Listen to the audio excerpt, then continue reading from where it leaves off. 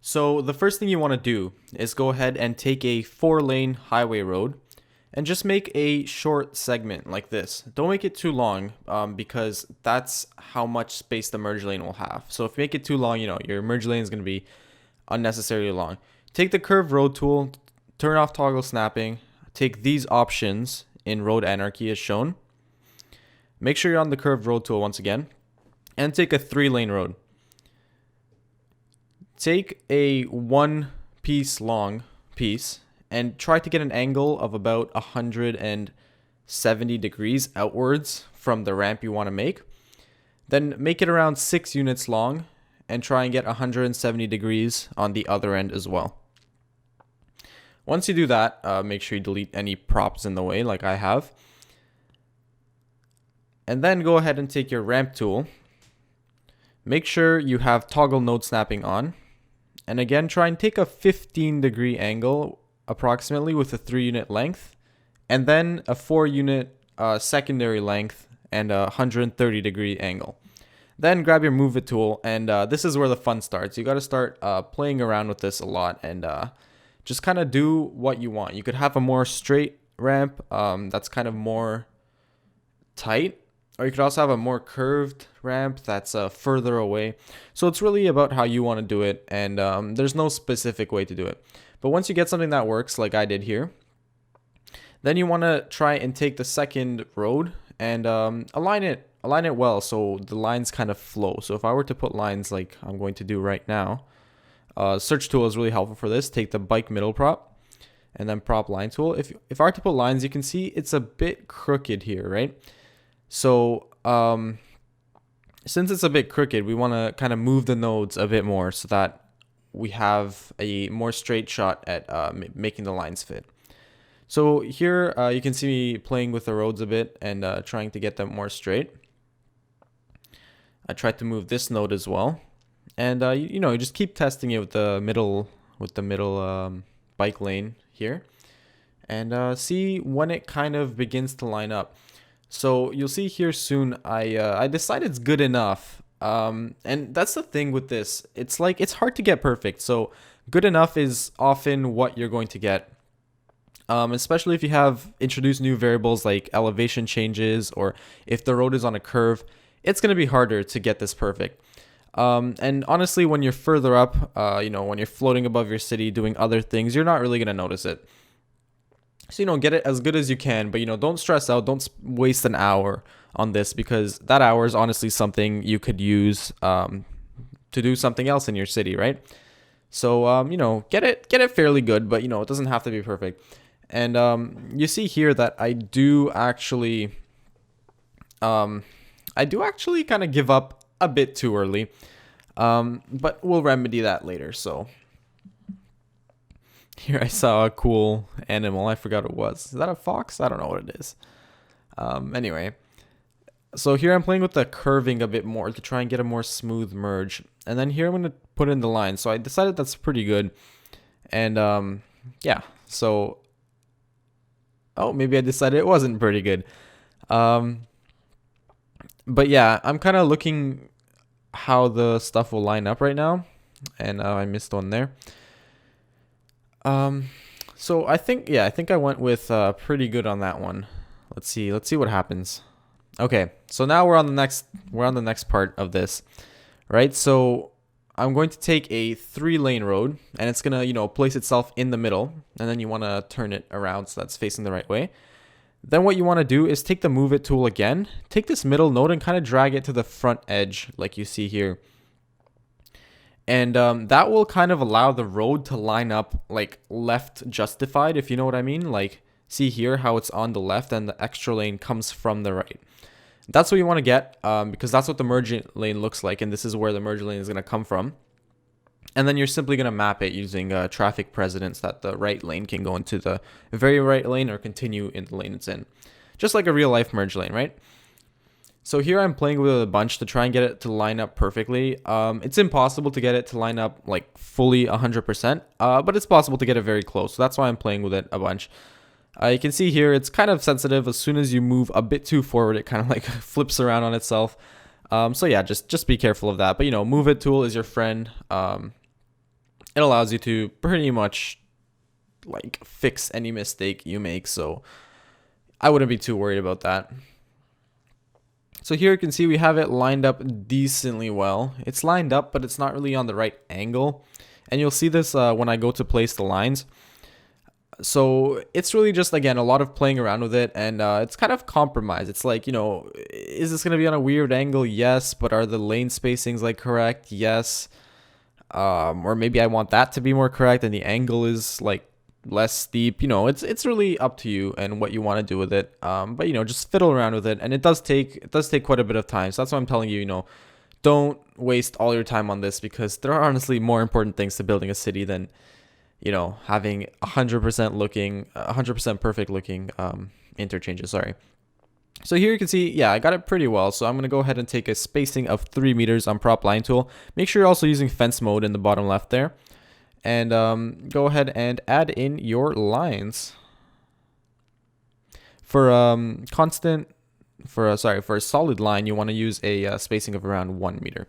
I found that works best. Here I'm trying to get this to curve nicely, but I decided to go with the straight tool instead because, that's kind of how interchanges look. Here it came out a bit crooked, so I'm going to delete a few here. And try once again. There we go.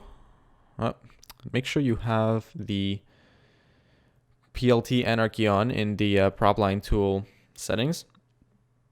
So you can add that one there just like that. Okay, so now we have to draw in the rest of these middle lines. Again, take around a 3 spacing. You could probably go like 3.1 or something, but that's pretty annoying to type in, so just go with 3. You'll never notice it from far away, honestly. Okay, so once you have that, go back to the 1 lane spacing, and here's kind of the more difficult part. Well, not this part, because this part's easy. Just drag a straight line, just like that, and that kind of is telling people that, once you get in that lane, there's no backing out. You're going on the exit. Just like you see some stupid people on the highway kind of go on the exit and like cut out at the last moment. You don't want that, and so you want to mark that, it's not illegal. I don't think it's illegal to do that, even to cross a solid line. I don't think it's illegal, but you're not supposed to. So yeah, let's put down a solid line for them to do that. And this one's kind of tricky. You want it to kind of match the lane curve. Like, you don't want it to go too far, because then it looks weird. The lane gets wider and then narrower. So you kind of want to go a happy medium like that. You want to bring it down to where the road starts curving, and then start curving the actual line itself so that it looks nice like this. And it's a constant lane width. Again, this one you want to kind of just play with until you get it right, and that looks pretty freaking good if I don't say so myself. Obviously the road is a bit wavy in itself. Like, it's, some parts of it are offset and so on. But it's not the end of the world. And again, if you want to go fix it, like, you can play with this a bunch and you're going to get better results. But, if you're not wanting to spend hours on a single exit, then I recommend just, going with what you have. So here I'm just adding in the remaining line. Just like that. And there you have it. I mean, it's not too bad. And yeah. However, I am going to go back and just, work on this a bit more. Try and get a bit more aligned and stuff. Except first, you obviously have to do the lane connectors. So take the outer lane, put it into that new lane you created and the original lane it was in. Connect these lanes up. And then find this new node over here. Right click to get rid of, exit out of that node. Find this new node here. And just make this one so it goes onto the off ramp, and then the other ones can either, I don't know, I chose to do it continue straight or change lanes, which is fine. You can do whatever you want, really, but just the important is that the off ramp goes to the off ramp, and the off ramp does not go to one of the other nodes that remain on the 3-way road. So yeah, I'm gonna go back and try and fix this a bit, and I'll be right back. Okay, so here we have, I worked on this a little bit, and probably around like 10 minutes of work. And here we have a slightly better version. So as you can see, it's slightly straighter and stuff like that. So if you just really put in the time, you'll get better results. But a quick job works too. Really, you're not gonna notice it too much. So, do make it look fairly nice, but don't bust your balls over it because it's not worth it. So here I straightened it out, but that obviously meant I had to go and delete all the lines and stuff. So here I'm putting them back to make it look realistic. I think I go like that and then connect it up there. So you need some straight pieces and then you need some curved pieces, and you kind of need to be careful of which ones you're using, because again, like I said, you want the lane width to be constant because it looks kind of weird if it gets bigger and then smaller. It's up to you, but it's, the better looking it is, the better it is, in my opinion. But just again, like I said, don't waste your whole life on it because it's pointless. And here I'm gonna put in some road hatchings here, or I don't know what you call them, like they're hatched road markings. Just kind of like a nice, not grid, but like a few lines of them, to indicate that the do not drive there, basically. And so we're just going to put them in like that. You can use yellow lines if you want. You can use a pre-made asset that already has these lines done for you. Like it's really up to you, but it's just kind of for decoration purposes. I'm going to put in a few lines here.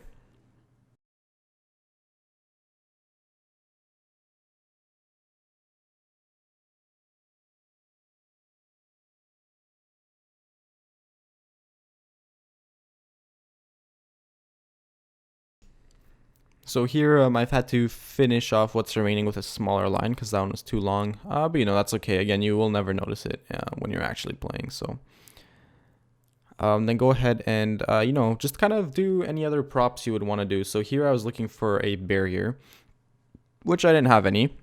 That's okay. There's plenty of barriers available in the workshop. Kind of something you can block off the junction here with, so that drivers can't hit it. Obviously you don't want that. And then I was looking for a guardrail, and I found a nice like highway looking one here, and just place it as necessary, basically. So here kind of you would have a fence along the main highway, or sorry, a guardrail along the main highway, and then this one would kind of diverge like that. I'm trying to find the perfect placement here, like that, and that one kind of continues along, and so on. And this one also does too.